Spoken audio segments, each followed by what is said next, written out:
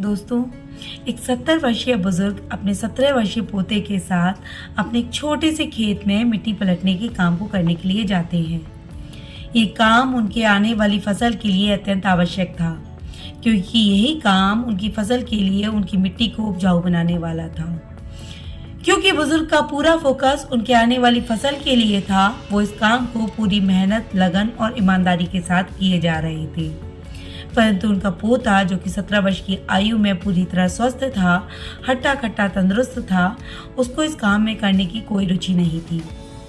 वो उस काम को जब भी करता, उससे पहले उसे कोसता, थोड़ी देर करता, आराम करता, फिर करता और फिर कोसने लगता।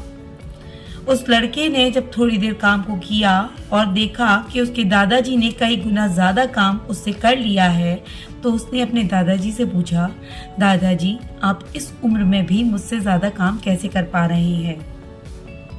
दादाजी ने जो बात बोली उसकी उसको बिल्कुल उम्मीद नहीं थी। दादाजी ने कहा कि अगर हम किसी काम को सोच लें कि ये बहुत कठिन है, ये बहुत मुश्किल है, तो वो सच में मुश्किल हो जाता है। हालांकि वो शारीरिक तौर पर काम उतना ही होता है, चूंकि वो मानसिक तौर पर कठिन हो जाता है, तो वो काम सच में बहुत ज़्यादा कठिन हो जाता है और उस काम को करने की जो गति है वो स्वतः ही धीमी हो जाती है। अगर आपको किसी काम को करना है, किसी भी तय किए गए काम को करना है, तो उसके नकारात्मक दृष्टिकोण की तरफ विचार ना करते हुए सकारात्मक चीज़ों की तरफ सोचें।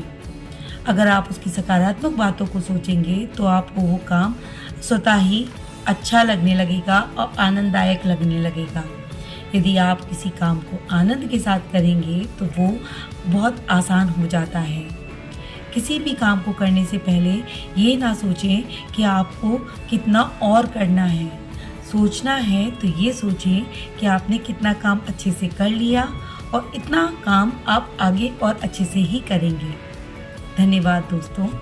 राधे राधे।